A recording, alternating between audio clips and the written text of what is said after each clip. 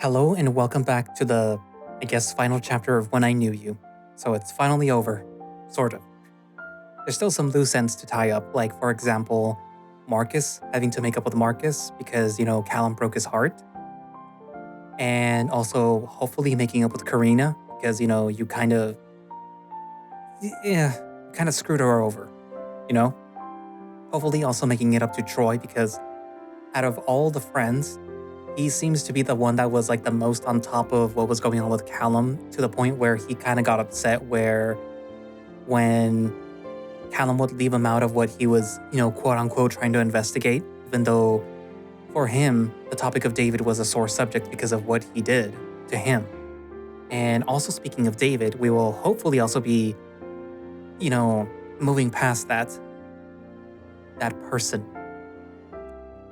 Also, thanks to Baxter, thankfully, Callum was okay after the whole ordeal with, David.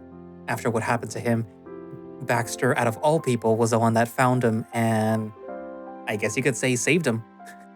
Who knows what would have happened to Callum at that bus stop. What else? Callum seems to not exactly made up with his dad, but sort of, he told him that he's gonna be doing everything right now by everyone, I guess. So hopefully he does pull through for everyone's sake. He doesn't pull another little, fucky wucky. Anyways, but yeah, so like I said, this is the last chapter of When I Knew You. So without further ado, let us conclude the story.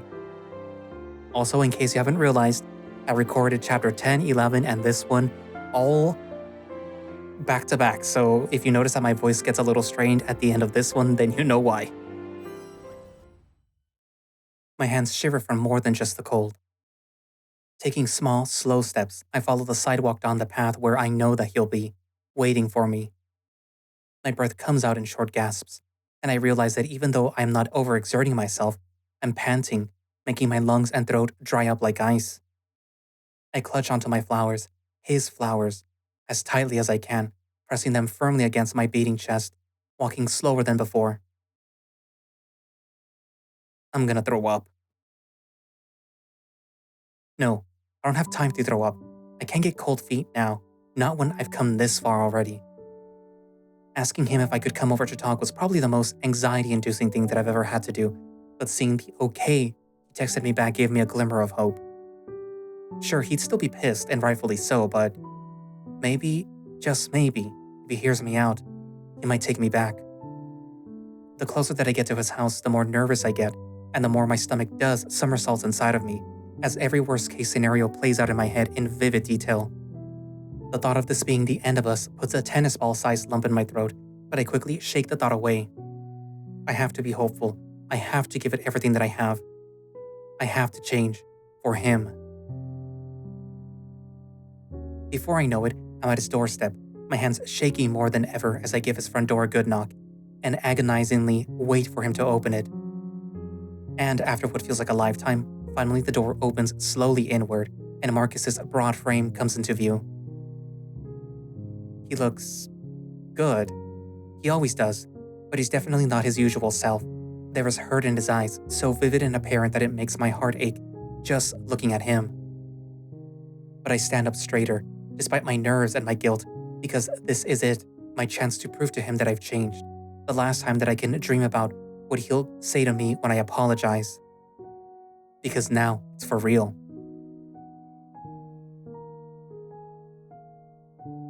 Hi.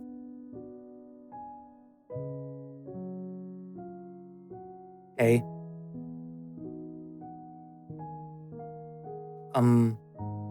These are for you. I shakily hand him the bouquet of purple flowers, supposedly meant to symbolize that you're sorry, and he looks at it for a second before taking it in his hands. His face doesn't show much about what he's thinking, but his eyes flash for a second when he grabs the flowers, and I notice him swallow hard. In that moment, I see it, that flash in his eyes, what he's trying to swallow back, and for the first time ever, I see what he's thinking. He's holding back from forgiving me. It's that look, that feeling of trying to stay mad, but all you really want to do is go back to how things used to be. I know exactly how it feels. Marcus loves me. He's just hurt and upset that I didn't treat him right. But I can fix that. I can tell myself this over and over, and suddenly I'm just a little more brave. Thanks. Right. Can I come in? He hesitates for a moment and then nods, stepping out of the doorframe to make way for me to come in. The house isn't as warm on the inside as I thought that it would be. The snowy cold seems to have seeped its way into this home, which doesn't do much to steady my shakiness. But I stand straighter and walk with more conviction as I follow him over to the living room that I haven't actually been in yet and sit down on the couch with him, leaving a cushion of distance between us. He very carefully puts the flowers beside him, on the armrest of the couch, staring at them for just a second before turning to face me, an air of seriousness to him that is so unfamiliar that it makes my stomach turn.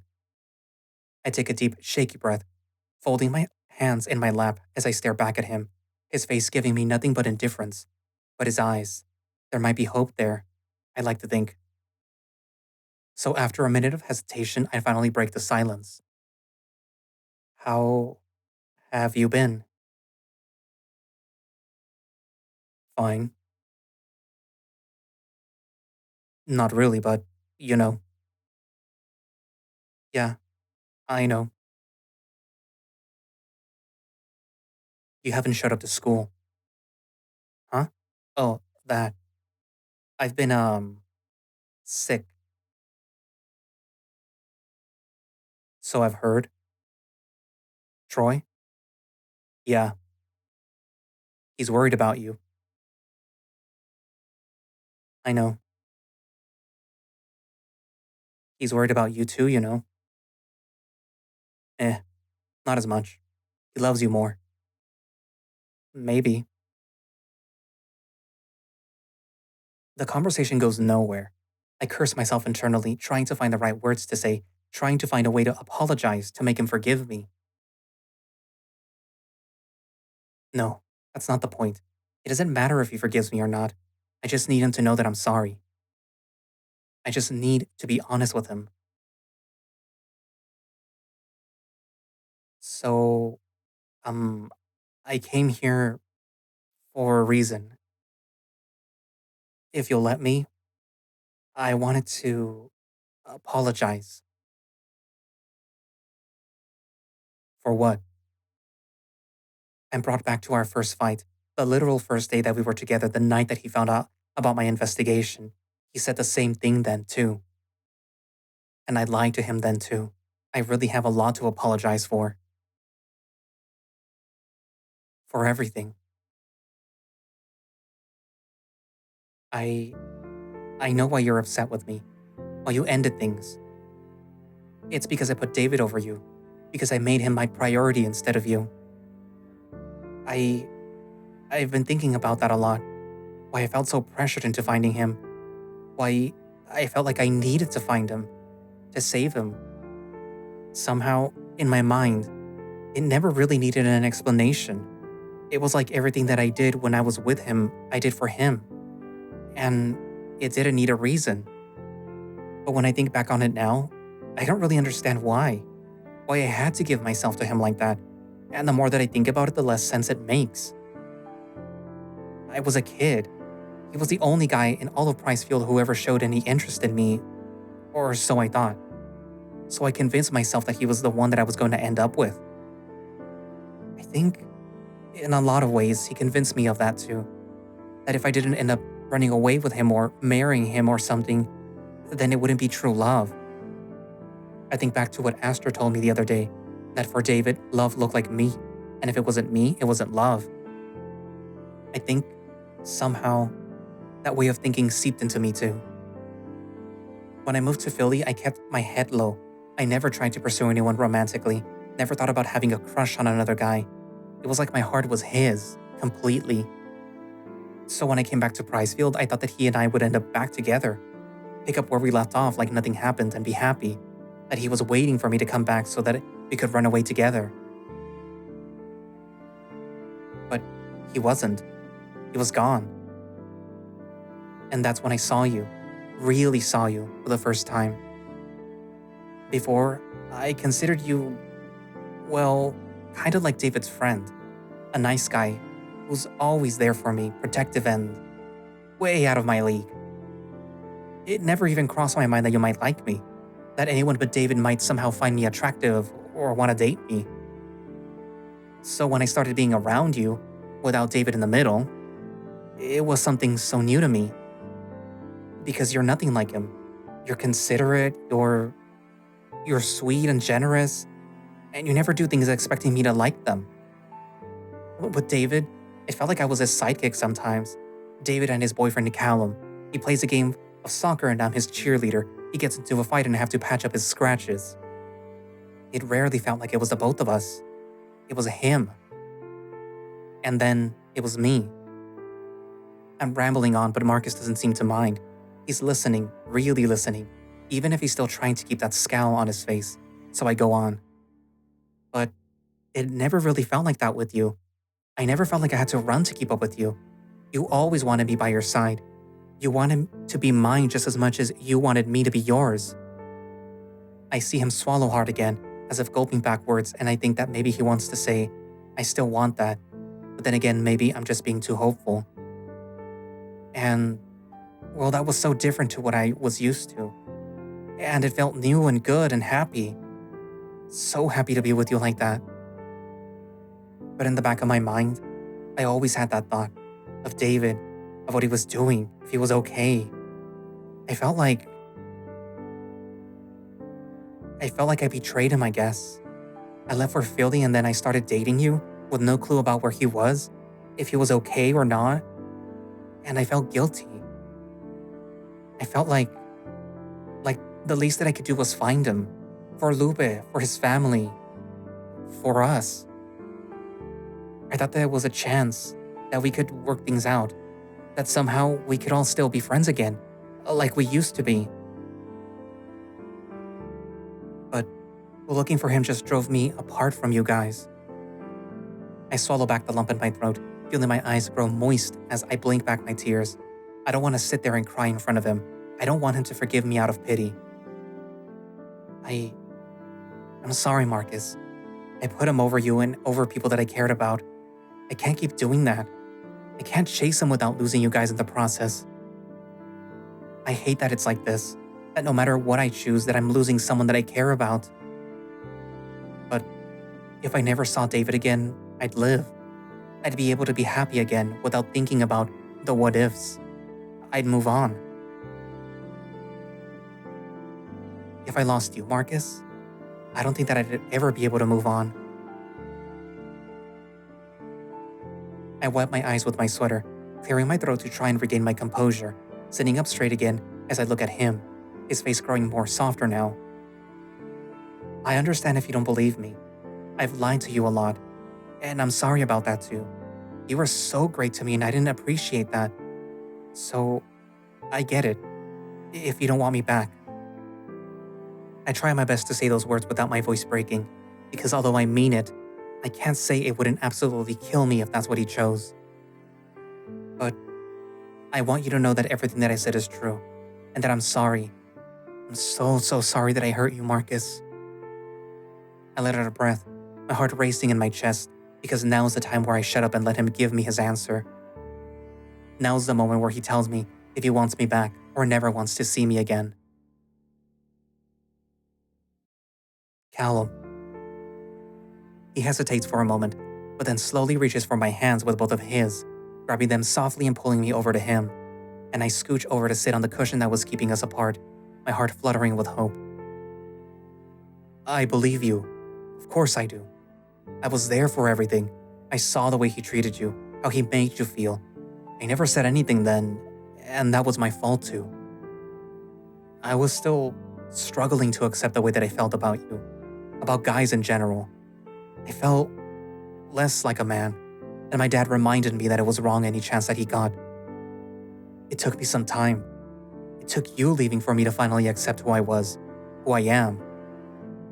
I know David messed you up a bit. He messed me up too. He messed a lot of people up. So, I get it. I get why you did what you did, to some extent. I want to know for sure that I'm what you want, that you won't go back to him. I need you to be honest with me, Cal. I need you to tell me everything. Did you go looking for him after we broke up? Yes. And what happened? I found him in the abandoned warehouse outside of town. He felt so different, yet the exact same somehow, like he never grew up. He told me that he missed me. He told me everything that happened. He was gonna kiss me before I told him about you and I. And he was pissed. He said that he hated you. He got aggressive and we argued. And then he grabbed me and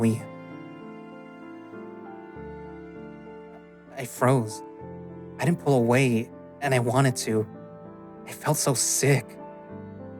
I feel my hands shake against his and his grip tightens around them, soothing them somewhat as he stares at me. I grossly realize how bad that sounds, how bad it really was for him to do that, but I shake my head and go on. And then I pushed him away, and smoke came in and I passed out.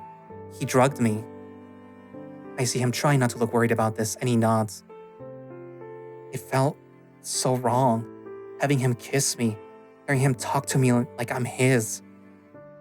It's like every bit of romantic love that I felt for him just fizzled away now that I love you. I squeezed his hands and look at him, a pleading look on my face as he stares back, speechless. I don't want him to touch me like that again, to talk to me like that again. I never want anyone to hold me the way that you do, Marcus. I love you. You're the only one that I love like this.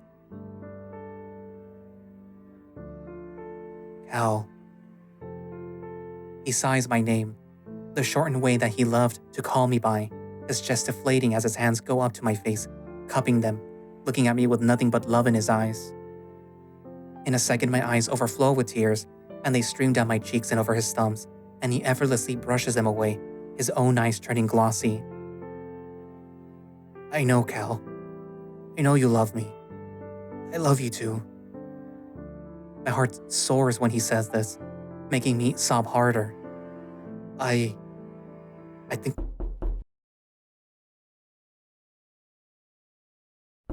There was a knocking on the door, a calm yet eerie, incessant knocking that makes a shiver run down my spine, and Marcus and I just look at each other.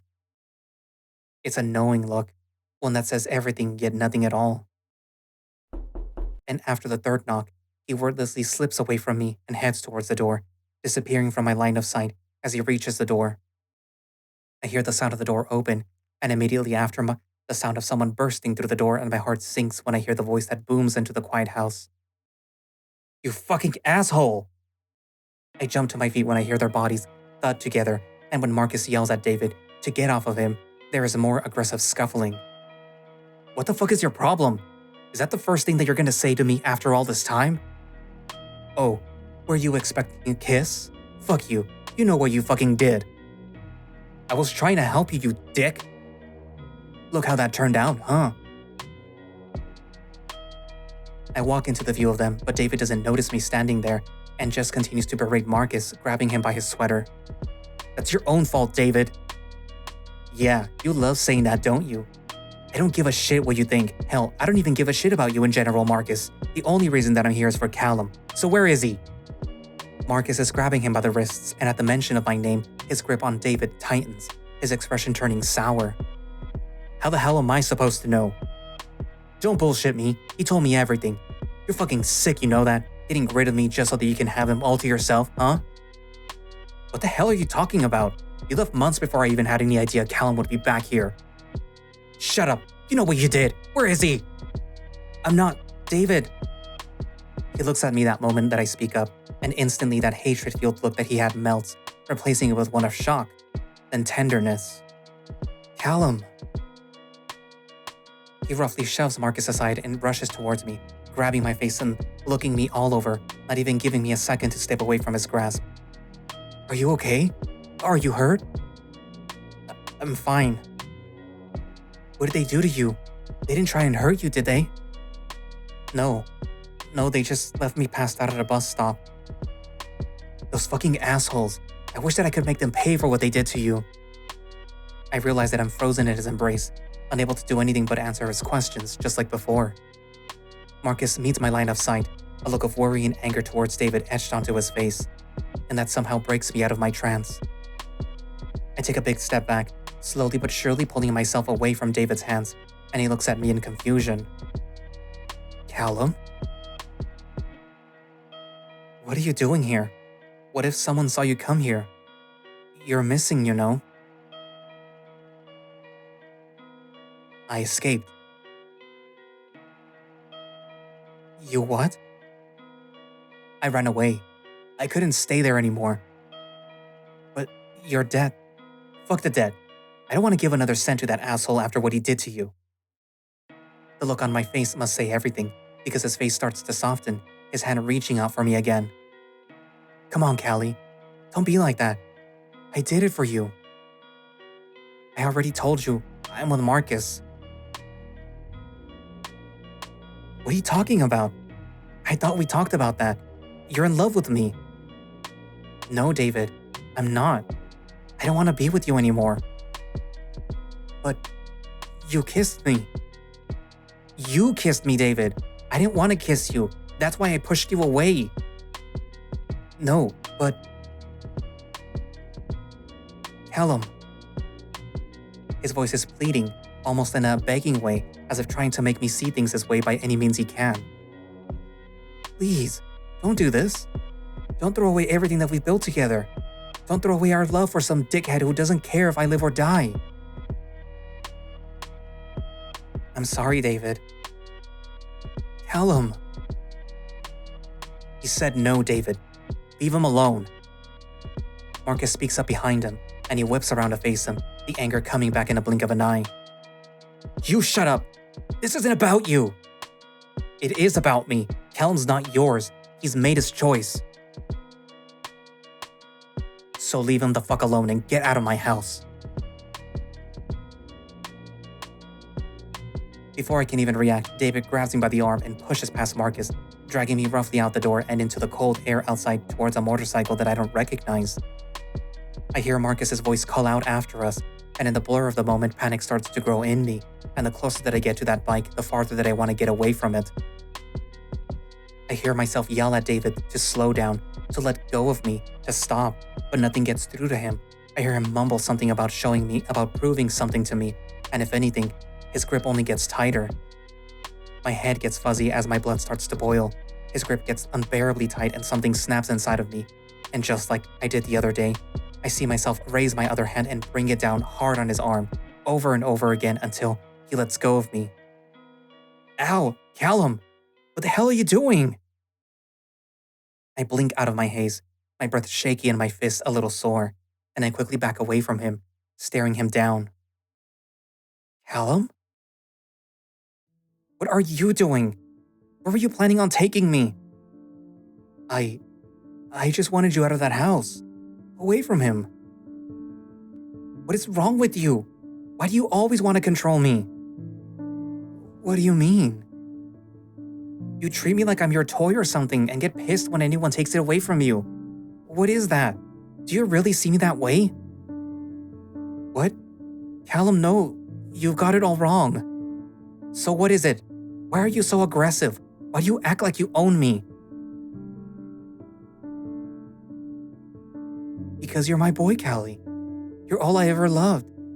What am I supposed to do? Give you up to any guy who tried to get with you? I can't do that. I love you. I can't just walk away from you.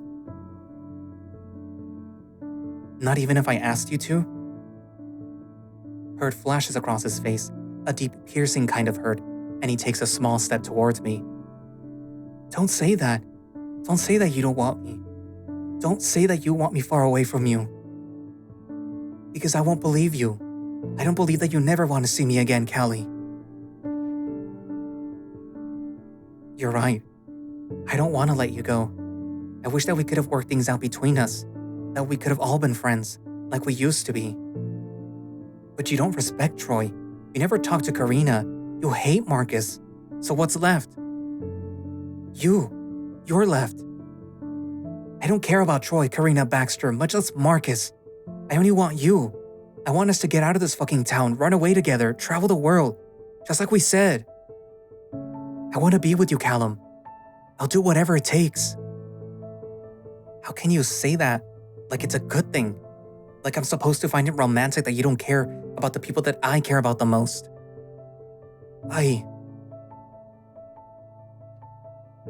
You know what, David? I don't believe it. That you love me. I think that you love yourself. And I think that you love that I loved you at some point. But that was a long time ago. I don't feel that way anymore. I'm not going to sit around and agree with everything that you say to me. It won't work like that. Because I don't love you anymore, David. Maybe we never loved each other in the first place. Tears start to fall down my face and I smile at him, trying to brush off the pain in my chest as I ramble on. Maybe we were both just lonely.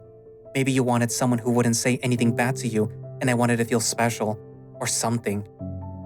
But that's over, and you need to accept that because I now know what love's supposed to feel like. I reach for my necklace, the icy cold metal stinging my finger, and I grab onto the charm feeling it soothe me inside and out. And what we had was nothing like that. How could you change your mind so quickly? How could you just decide not to love me anymore? I'm sorry, David. Please, don't do this. We can still make this work.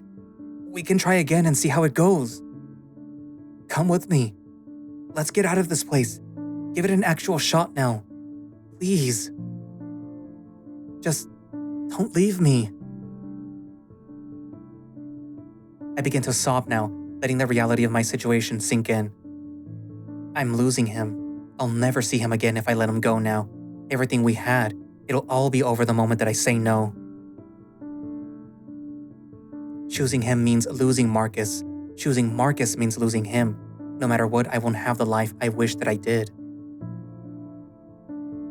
But I know that if my life has Marcus in it, it'll be okay, no matter the outcome. Callum.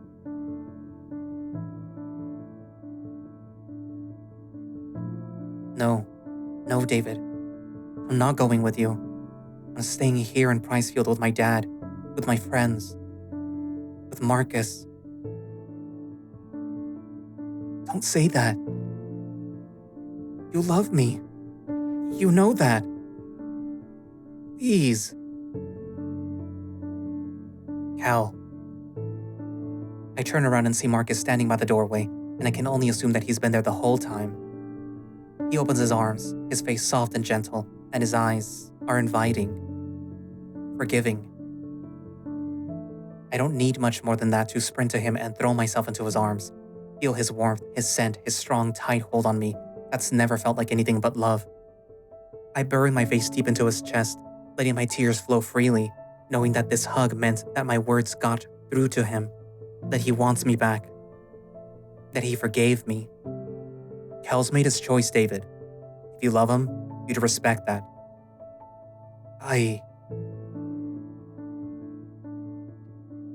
You should get out of here, before the cops come.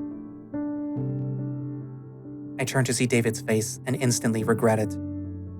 There is nothing but hurt and defeat in his eyes, the look of someone who's heartbroken, of someone who lost. Fine. I'll go. Callie, if you ever feel like you got it wrong, come find me again. Goodbye, David. He turns around and heads towards his bike, and something about seeing his back turned to me, walking away, breaks my heart into pieces. I bury my face back into Marcus's sweater, and he hugs me tighter, soothing my hair in his large hands as I cry onto him. Yeah. This is goodbye, David. His bike rumbles to life, and after a pause, the sound of the engine gets quieter and quieter until I can't hear it anymore. Until David is out of my life for good. Marcus holds me the whole time, letting me cry onto his chest, never letting me go. He's quiet for a long time, And as my sobs get quieter, he speaks up, his voice hoarse and unsure. Are you okay? Do you feel like... Do you feel like you did the right thing? I pull my face away from his body, looking up to see those pale green eyes stare back at me, searching like they always do. I imagine myself, only for a moment, looking up at a pair of eyes that aren't his, a stranger's, another man's. David's even. And no matter who it is, if it isn't Marcus, it doesn't feel right, and I suddenly for the first time understand David. Because now, love has Marcus's name written on it in big, bold, permanent letters. Yeah, I do. I put my hands on his cheek, his stare still hesitant, as if not fully believing my words. Even so, he leans his face against my palms, and I hold him affectionately. Like I said, you're the only one that I really want. I mean it. I don't want you to feel like you'll regret it. If it's with you, I won't ever regret it, Marcus. Yeah, same here. He leans down and kisses me, deep and longing, saying everything that words can't in the moment, warming my body from the harsh cold in an instant. And although it still hurts, seeing David go, having him ripped away from my life for good, somehow my tears stop flowing.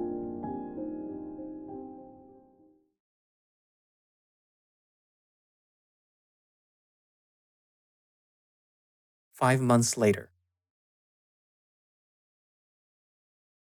Sun. Of course, the day that we have to sit out for hours and hours is the sunniest day all year. So far, I note with dread. I guess it wouldn't be too terrible if we weren't in formal wear and a gown on top too. I envy the girls that get to wear sleeveless short dresses. But despite my complaints on the weather, it's not like I'm in a bad mood or anything. Far from it, actually. Today I finally finished high school. So hallelujah and whatnot.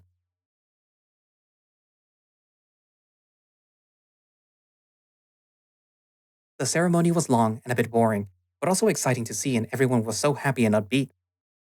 Thankfully, no one was crazy enough to do a backflip on stage, like in those videos, but there was one guy who yelled really loudly and got dirty looks from the principal. I wish that I could have sat next to someone that I knew during the whole thing, but unfortunately, being ordered alphabetically by the last name, I wasn't so lucky. So instead, I just had to cheer extra loud when Marcus passed through. I got some side eyes, but I don't really care.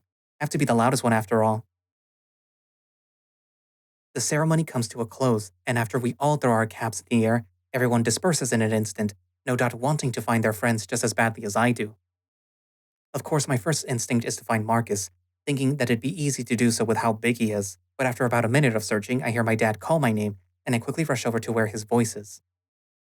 He's beaming at me, camera in hand, and motioning me to stand still so that he can take a picture of me, but I just run up to him and give him a big hug. Oof. Hey, pictures. I need pictures. I just graduated. Aren't you gonna congratulate me? I was going to after I took your picture. I pout at him and this gets a guffaw out of him. Fine. Congrats, kid. I'm really proud of you. He ruffles my hair and I smile at him. Even though it's kind of childish, I feel a bit happier now that I heard him say it. Thanks, Dad. What about me, Mr. Diaz? Troy's voice rings in my ear as he crashes against me, hugging me so tight that I feel like he might just break my bones. Troy. Callum. He shakes me a little in his arms, excitedly jumping with me. We're free! No more school for life! Finally. Well, maybe not for me, but I'm happy for you. College is for suckers anyways. My dad gives a disapproving grunt. No more homework. Finally done with it all. And only 50 absences, 70 tardies, and a 1.3 GPA. I'm sorry? That's not true. Callum, stop making me look bad in front of your dad. For your information, Mr. Diaz, I have a 3.0 GPA. That's not bad at all. What about absences? Well, that's not important. You're still proud of me, right? I'd be more proud if you cut that hair of yours. Oh, come on, I look cool. Tell him, Cal. Just say you're proud, Dad. He worked very hard for it. He sighs, defeated. All right. I'm proud of you too, Troy. He pats his head just like he did mine, although it's pretty funny to see since Dad is significantly smaller than Troy. It's strange to see how close they got these past couple of months. Things were a bit rocky between me and Troy back in December, but after we talked things out, we've been really close ever since. Eventually, it got to the point where Troy would go out of his way to start coming over to my house, even though it's pretty far from his. But he seems to prefer being in my house over his own, so I never really minded when he came over. He honestly started feeling like a brother, and Dad started treating him like he would with me. Troy would get sad whenever Dad reprimanded him in any way, but I think deep down he actually didn't mind that much. So, where's your man's Cal? I chuckle, a bit embarrassed to hear him call Marcus that in front of my dad. No matter what kind of nickname he gives Marcus, my man, my baby girl, Mr. Double D's, I never seem to get used to it. I don't know. I've been looking for him, but I haven't seen him anywhere. Yo. Someone hugs both me and Troy from behind, squeezing us tightly against him by our necks, and we both start choking. Baxter, enough! He laughs and lets us go, standing proudly in front of us. Sorry, got a little excited. How are my favorite twinks? Hey. Shut up. Hee. Were you looking for me? No. But as long as you're here. I go up to him and give him a big, strong squeeze, and it doesn't take him long to reciprocate the hug. Congrats, Bax. Aw, getting all sweet with me. Congrats to you too, Cal. Hugging him before me, I look behind Baxter and see my big, handsome wolf standing there, looming over us. Oh, Marcus. In an instant, I'm out of Baxter's arms and into Marcus, his familiar hold holding me tightly. Rude. It's your own boyfriend. Ugh. Troy? Not interested. I'll hug you though. I'll take what I can get. They hug each other awkwardly, and Marcus and I laugh, his face leaning closer against mine. Congrats, baby. His hushed voice makes a shiver run down my spine, and I smile at him, blushing as I squeeze him harder. Congrats, love. Heard you screaming when I passed by. You must have been so embarrassed. Nope, not for you. Yeah, that's so? Good, because I ain't embarrassed either. He smiles and leans in to kiss me, lifting me off the ground a little, and I chuckle against his lips. Ooh. Gross. Ban PDA. Oh, shut up. Can't say that I don't agree. And in front of your dad, too. Shameless. I blush when I see my dad staring at us, but I quickly turn away, out of sight, out of mind. Hello to you too, bully. Hey, Twink. Congrats on you barely passing. Thanks. Congrats on getting accepted to community college. Yeah. Callum, is this all your friends? Let me take a picture of you guys. He motions for us to get together, and Baxter starts pushing us all into position when a thought crosses my mind. Actually, not all of them. I slip away from Marcus and his face gets confused as I run off to look for who's missing. It doesn't take me long to find her. She's surrounded by family members all taking pictures of her and gushing about how proud they are. I approach them nervously, almost second-guessing myself. But no, it wouldn't be right if she wasn't here with us. Eventually, she notices me standing there and to my surprise comes up to me before I get the chance to, a look of hesitation on her face. Callum?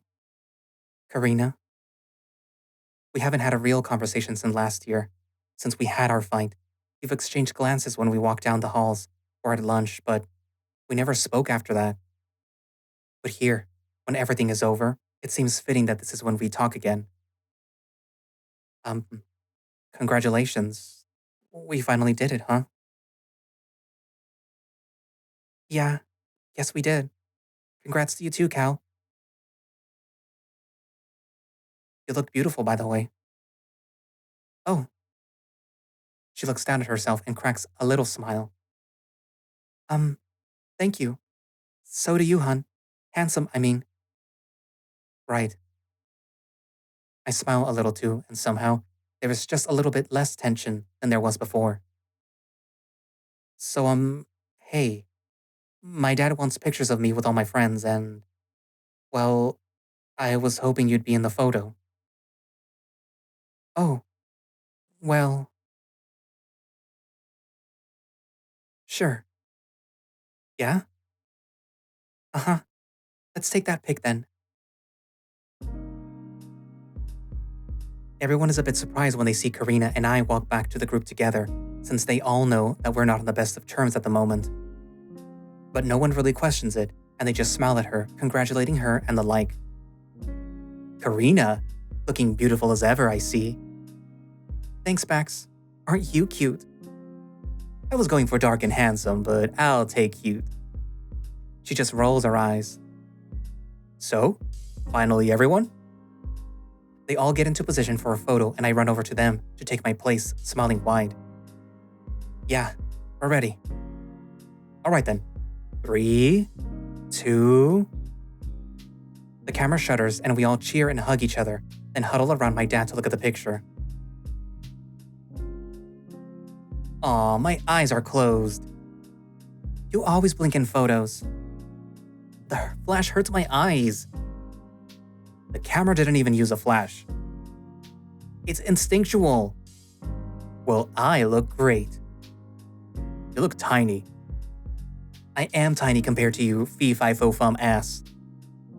Hey, language. Sorry, Mr. Diaz. We all look pretty good, I think. It's a good last picture, yeah.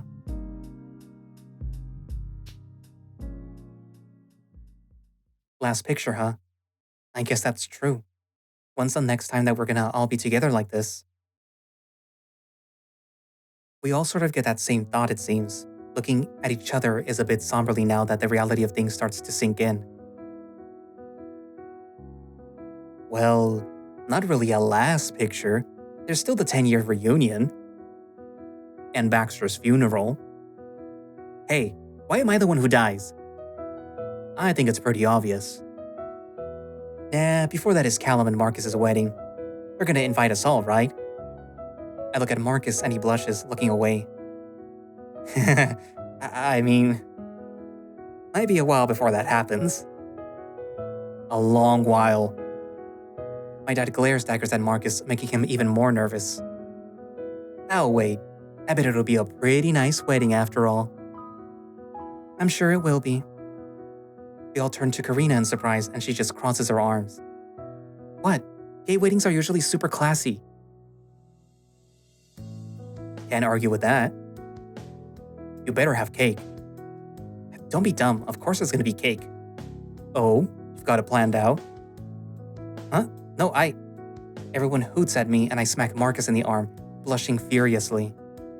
If you ever ask me to marry you, I'll say no. Sure you will. Well then, now that we all know that we'll meet again, I have to go hang out with my folks. I'll see you guys around, alright? Yeah, see ya, Bax. I gotta go too. Take care, Cal. You too, Ronnie. And off they go, teasing each other as they walk away together, talking about something that I can't quite hear. My heart sinks at the thought of never seeing them again, but I know deep down that we'll all meet again soon.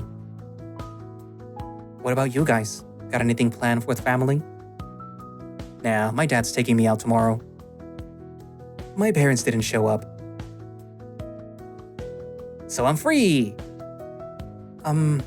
Well, I think my parents might want to take me out for dinner, but I'm free for a couple of hours.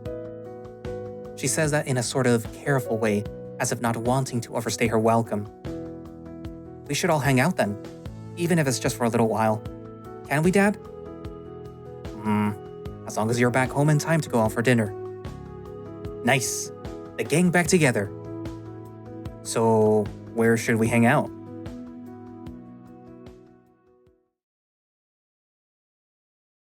We all stare up at the diner's pale neon sign in silence, some of us with contempt, others with admiration. I'm actually not sure how we ended up here, After everyone suggested something different, we couldn't decide on somewhere to go. We kind of just drove around until we ended up here. So much for our last meal. I guess this is our legacy. I think it's fitting that this is where we met Callum when he came back. Makes sense that it'll be the place that we end the school year in. Yeah, this has kind of been our hangout spot, hasn't it? It's like a little goodbye. Well, I guess that's a good point. I could go for a burger right now, anyways.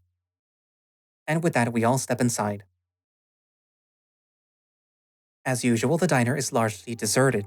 Pretty sure no one else would have even considered coming here for their after graduation lunch, so it's pretty much just us.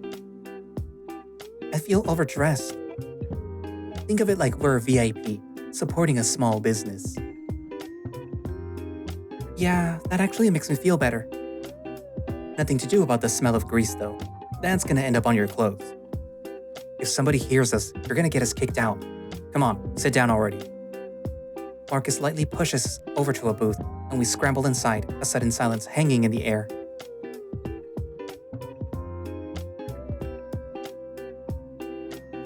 Well, don't you guys look different, huh?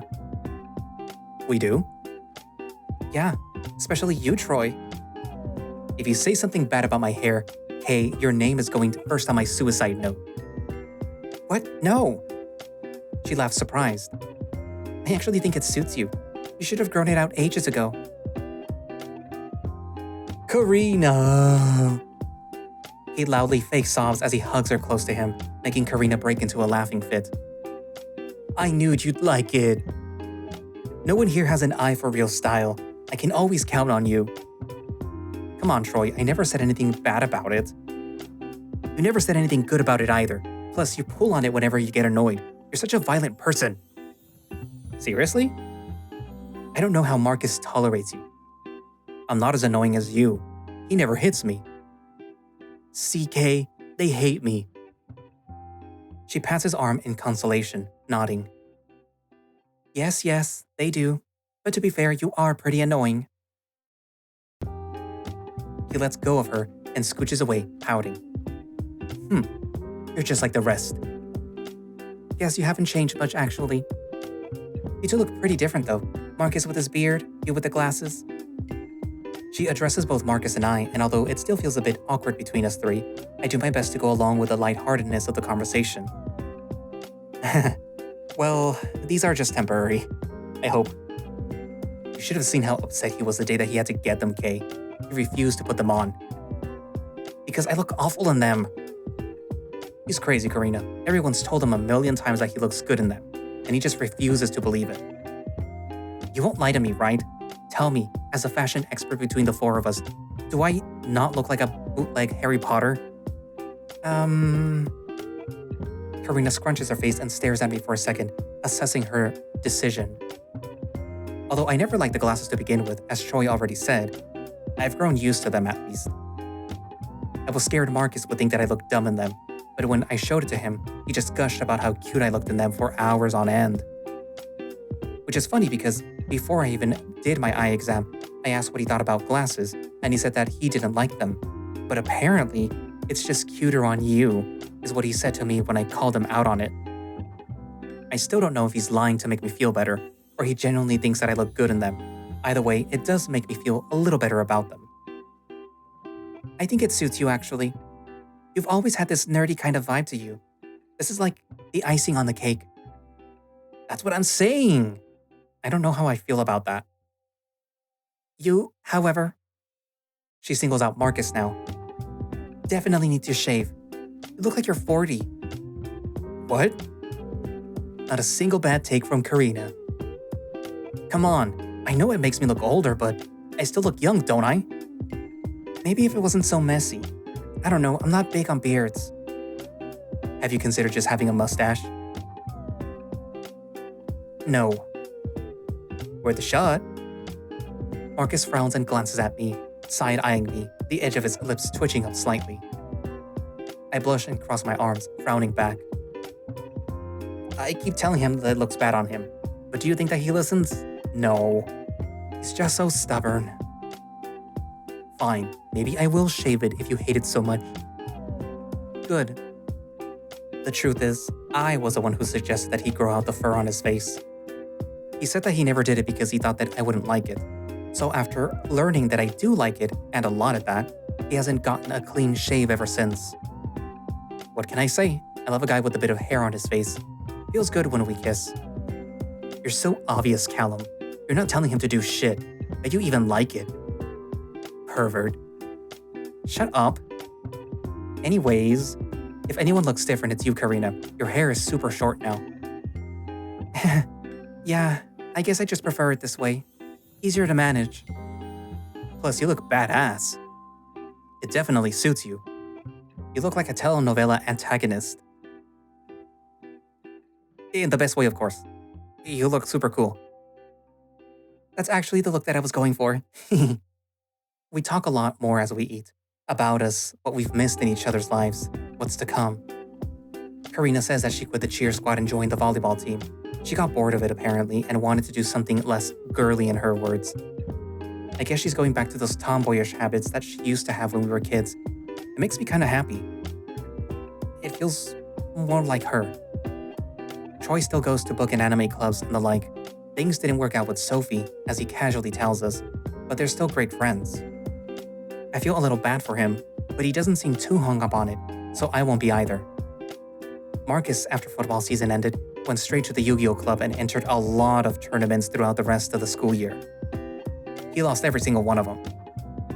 He also got a bit chubbier, as Troy playfully points out, but Marcus swears that he still goes to the gym as often as he used to, which isn't a lie. I just started cooking a lot for him. As for me, I ended up staying in the newspaper club, despite everything that happened. I started to like being a news reporter, even if it was just for school, and did a couple of school announcements, which was embarrassing, but it was worth it to see Troy's reaction afterwards. Soon enough, though, the topic of colleges comes up, as it naturally would. Where are you going, Karina? I'm actually not sure yet. Somewhere in Vermont, maybe? They've got good universities there. Hey, not too far. You can come visit me here. What, are you not going to college? Nope. Not even community college? School isn't for me, Kay. So, what are you gonna do? He says that he's gonna work at a coffee shop. Hey, it's a good deal. It's not like my parents care enough to kick me out. I'm just gonna get enough money until I can get my own place. If you say so. Best of luck, hon. Thanks. B's going to Minnesota. Hey man, a scholarship's a scholarship. I'm not passing up the chance to go to college for free. That's pretty far though. Where are you going, Callum? Tennessee. Oh. The table falls silent and the sinking, aching feeling that I get whenever I think about this comes back to me. It's been about a month since I found out that Marcus and I are going to be very far from each other for the next 4 years, and it hasn't gotten easier to accept. If anything, as more time passes, the more it scares me. The more it hurts me. I feel his hand slip into mine underneath the table, and he gives it a squeeze, his face full of determination, the same expression that he had the first time that we found out about how far we'd be. But we'll make it work. He doesn't sound too sure about that himself, but he sits straighter and smiles at our friends, nodding. Yeah, dude, I believe you. 4 years is nothing anyway. Yeah, I'm sure that it'll be okay. I honestly think so. I mean, you've been apart for 4 years before, and when you met up again, you guys couldn't have been more in love. I'm sure that it'll be the same this time around too. Totally. Plus there's the winter and summer break.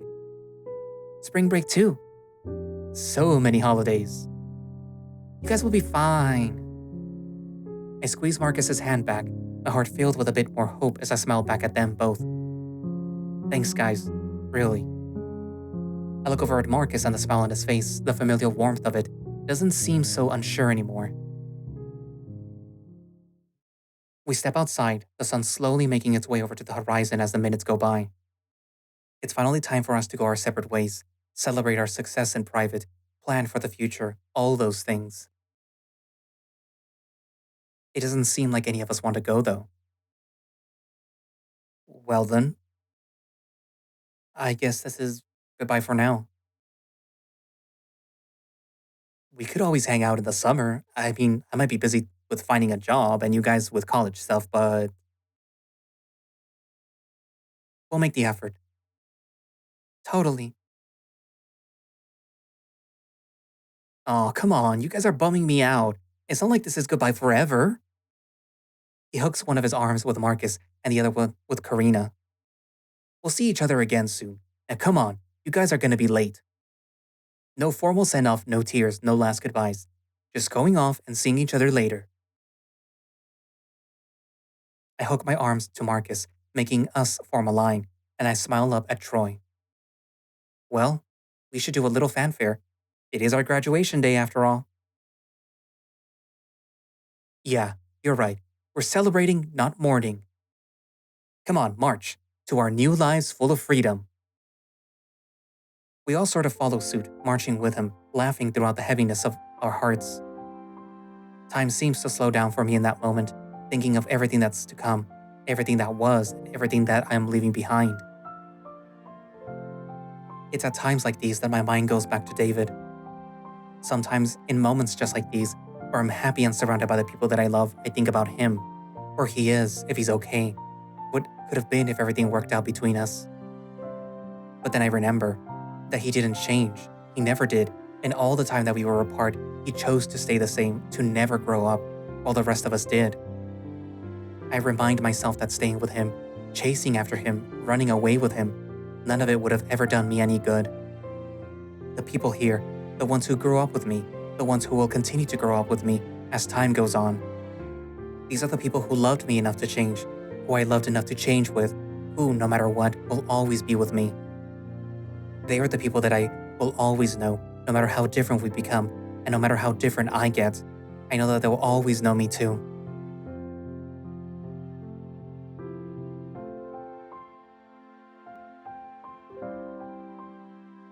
The end. Game by Konpeito Cat. So that was the end of When I Knew You.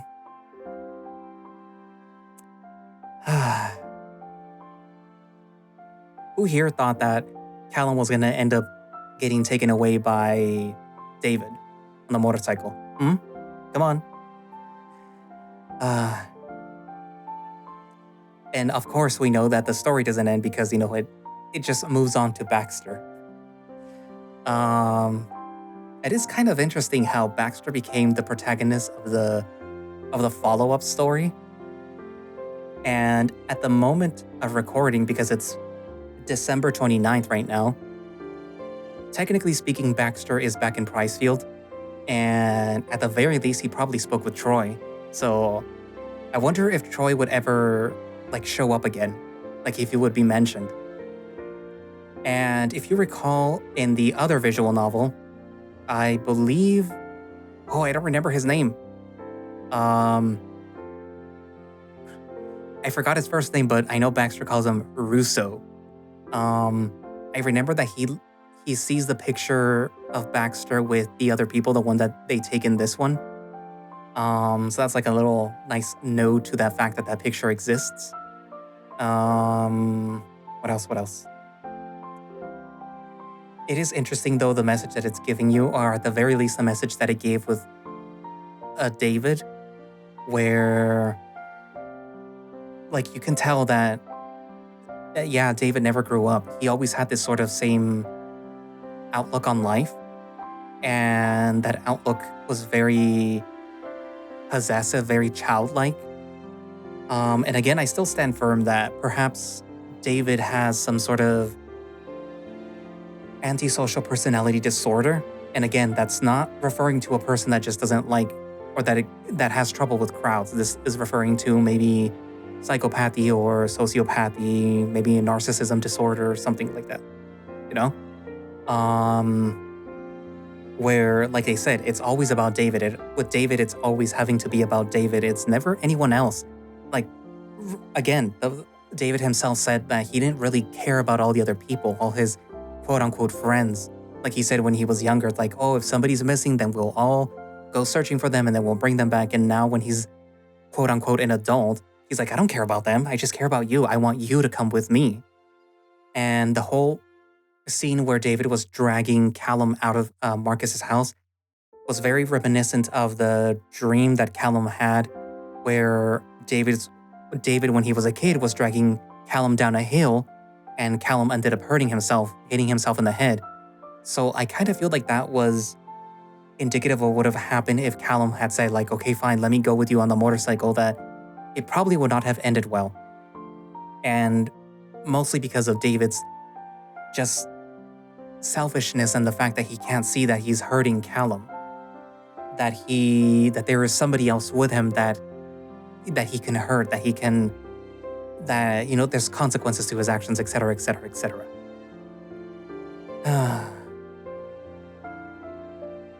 Like, it does suck when you have to break it off with friends, especially friends that you've known for a while, but like sometimes you have to do it for your own good, for your own mental well-being.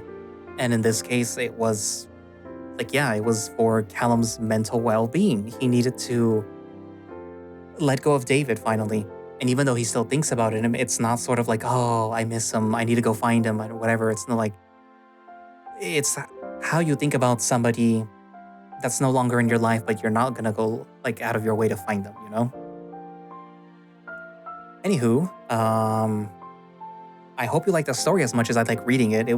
I like stories like these, stories that that are not just like so warm and fluffy. Like, yeah, Callum has his boyfriend, but there was still things going on in the background. There's still conflict. There are still things. It wasn't